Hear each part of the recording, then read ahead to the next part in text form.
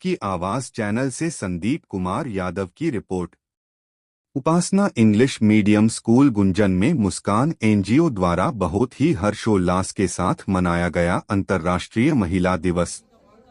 यह कार्यक्रम बहुत ही प्रेरणादायी रहा।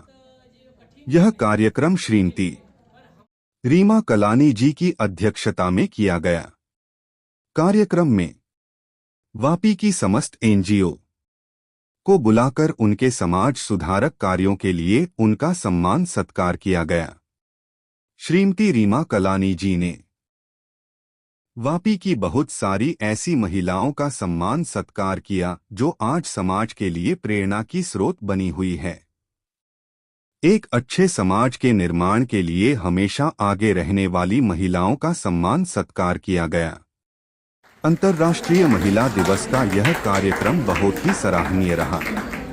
कार्यक्रम में उपस्थित सम्मानित लोगों ने श्रीमती रीमा जी की जमकर तारीफ की और उन्हें आगे और भी समाज सुधारक कार्य करने के लिए प्रेरित किया। इस कार्यक्रम में Muskaan NGO, ladies empower club of Udaan, Bipra Mahila Mandal, ladies empower club of diamond, Kannada Sangha ladies wing, lions club of Bhilad town, lions club of Vapi alpha, Maharashtra Mahila Mandal, Manya NGO तथा तेरापंथ महिला मंडल की अध्यक्षता श्रीमती सरोज सुराना भी उपस्थित रही। सारे एनजीओ के सदस्यों ने एक साथ मिलकर अंतर्राष्ट्रीय महिला दिवस के इस कार्यक्रम को सफल बनाया। हमारे चैनल देश की आवाज की तरफ से समग्र देशवासियों को अंतर्राष्ट्रीय महिला दिवस की ढेर सारी शुभकामनाएं।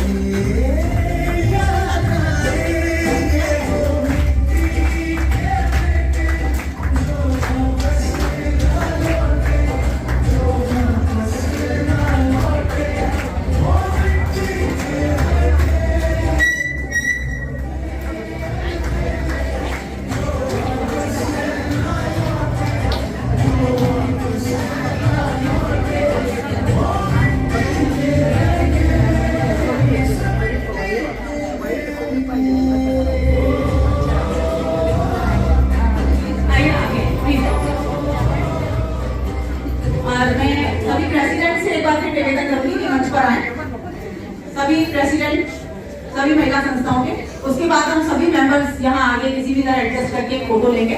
तब तक सभी संस्थाओं के प्रेसिडेंट एक बार आते हैं प्लीज।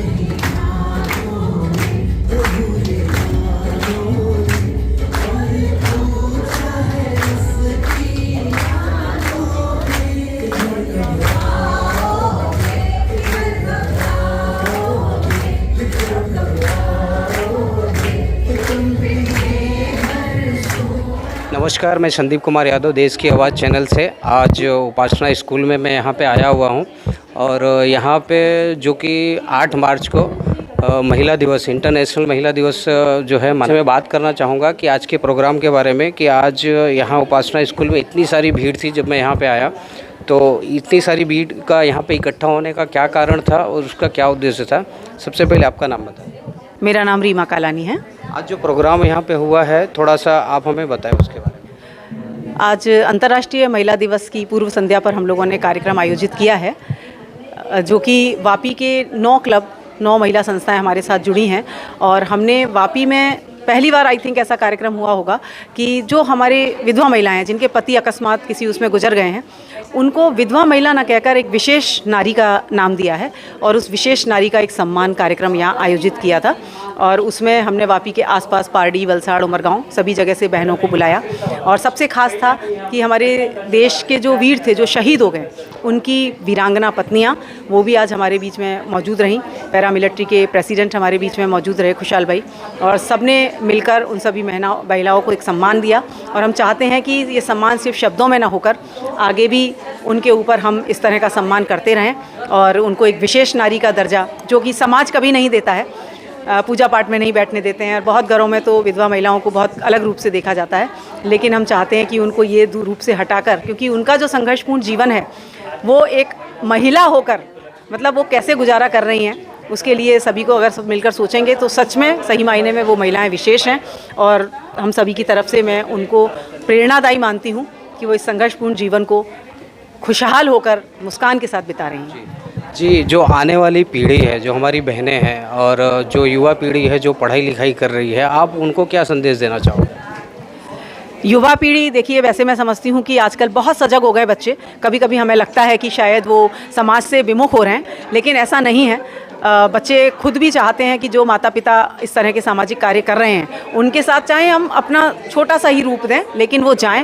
और सभी नवयुवक युवतियों से मेरी ये मतलब एक शुभकामनाएं भी दूंगी कि आप जुड़ें, लेकिन मैं ये चाहती हूँ कि वो सब अपने माता पिता या उनके घर में जो भी बड़े हैं उनसे थोड़ा कुछ सामाजिक गुण सीखें और समाज के प्रति अपना, समय नहीं है ये मैं जानती हूँ उनके पास, लेकिन कभी भी महीने में, साल में 1-2 बार अपने सक्षम जो भी चीज़ें हैं उस रूप में सामने आएँ और सभी को सहयोग अवश्य करें। हमारे समाज में मैडम कुछ ऐसी भी महिलाएं हैं, जैसा कि हमारे ऑफिस के बाजू में ही पुलिस स्टेशन है, वहाँ पे उनके जो सास ससुर होते हैं वो लोग आए दिन आया करते हैं। बहुत सारे ऐसे केसेस आ रहे हैं कि शादी के बाद जो है महिलाओं को एक सेपरेट फैमिली चाहिए।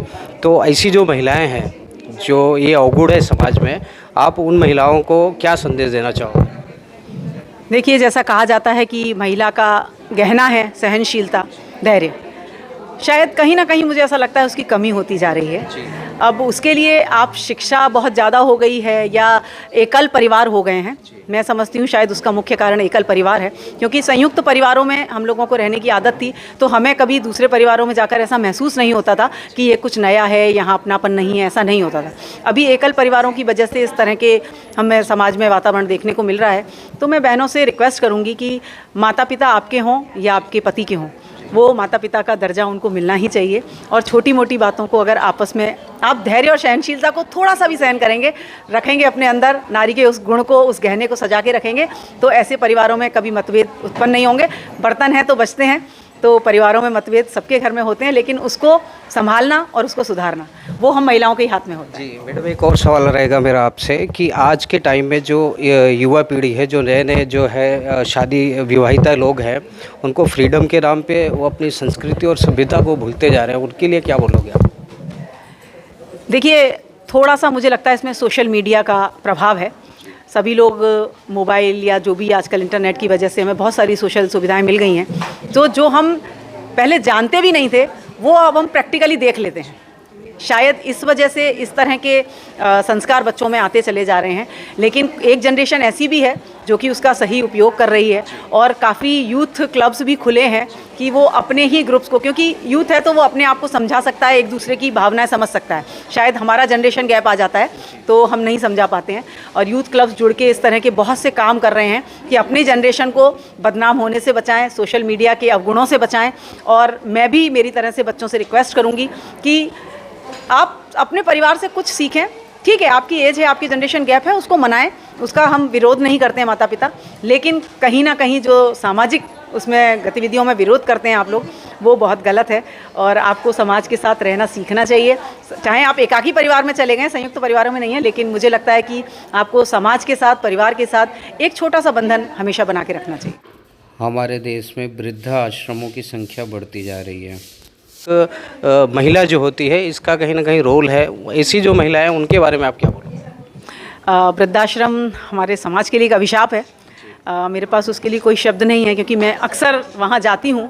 कहने को वो ऐसा कहते हैं कि हम बहुत खुश हैं और हम अपनी मर्ज़ी से यहाँ रह रहे हैं, वो लोग ऐसा कहते हैं, लेकिन उनकी आँखों की जो नमी है और जो पलकों की गीली हो जाती है वो वहाँ खुश नहीं है, ये हमें उनके शब्दों से पता चलता है। और ऐसी क्या मजबूरी हो जाती है बच्चों की, मैं आज तक नहीं समझ पाई कि कौन सी मजबूरी है कि जिन्होंने हमारी उंगली पकड़ी और हमें यहाँ तक पहुँचाया, आज वो हमें इतने बुरे लगने लग गए कि हम उनको घर की कुर्सी पे भी बैठाना शोभा नहीं समझते हैं। हम उनको सोचते हैं कि अंदर पलंग पे पड़े रहें, सबके सामने ना आएँ, और उनके साथ एकदम अभद्र व्यवहार करते हैं। तो इसके लिए तो मेरे पास मतलब समाज के कौन सा वर्ग है ऐसा जिसके लिए ऐसी वो आ गई है मुसीबत कि वो अपने परिवारों को या माता पिताओं को वहाँ छोड़कर आ जाते हैं। उनसे रिक्वेस्ट करूँगी कि एक बार 10 दिन से वृद्धाश्रम में खुद जाकर देखें और अनुभव करें उस चीज़ को कि वहाँ रहकर कैसा महसूस होता है और वहाँ कितने खुश होते हैं हम लोग रहने के बाद। और सबसे बड़ी बात ये भी है मैडम कि जो हमारे जो छोटे लोग हैं, जो घर में छोटे बच्चे हैं, वो भी इन चीज़ों को देखते हैं और ऑब्ज़र्व करते हैं। कहीं ना कहीं उनका भी माइंडसेट ये हो जाता है कि फ्यूचर में चल के हमें भी ये चीज़ें ही करनी है। तो हमारे चैनल के माध्यम से जितने भी लोग देख रहे हैं उनसे हमारा अनुरोध है कि अगर आपके दिमाग में और आपके घर में कुरीतियाँ चल रही हों तो उसको आप जड़ से उखाड़ फेंकें और एक खुशहाल परिवार का आप जो है निर्माण करें। ये हमारे देश के लिए बहुत अच्छी बात है और हर महिला के फ्यूचर के लिए, उनके परिवार के लिए भी बहुत अच्छी बात है। आप हमारे चैनल के साथ जुड़े, हमसे बात किए, उसके लिए बहुत बहुत धन्यवाद। धन्यवाद संदीप जी।